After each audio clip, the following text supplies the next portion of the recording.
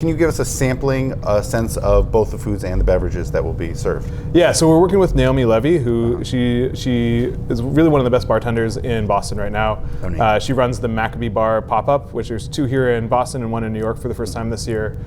So she's really driving our beverage program, and she has like I would describe her as like a flavor genius in general, and particularly when it comes to Jewish flavors.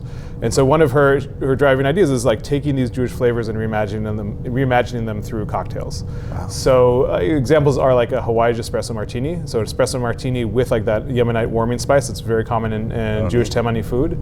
A spicy shlug margarita. So taking like shlug and putting it into margarita. So it's like herbaceous and spicy. It's really something. It sounds incredibly delightful. And then to go like we're not just focused on Israeli food, but kind of going stepping larger to the broader Jewish diaspora. So she has one that's pepitatis, which is a drink that many Sephardic Jews have immediately after a fast. It's roasted melon seeds. So pepitatis, applejack, and just like a little hint of arak.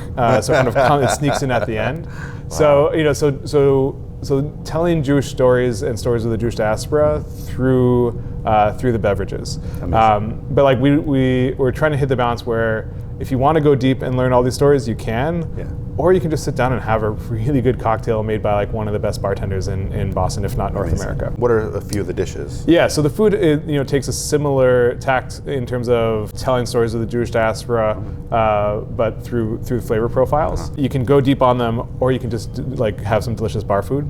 Yeah.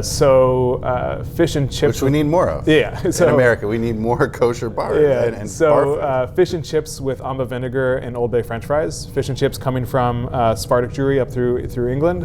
Amba being that amazing tangy kind of pickled mango chutney from Iraqi Jews that got the flavor profiles from trading with India. And then Old Bay, which I'm going to reclaim as a Jewish food, was invented in 1939 in Maryland by a refugee from Frankfurt, Germany. So that's one example.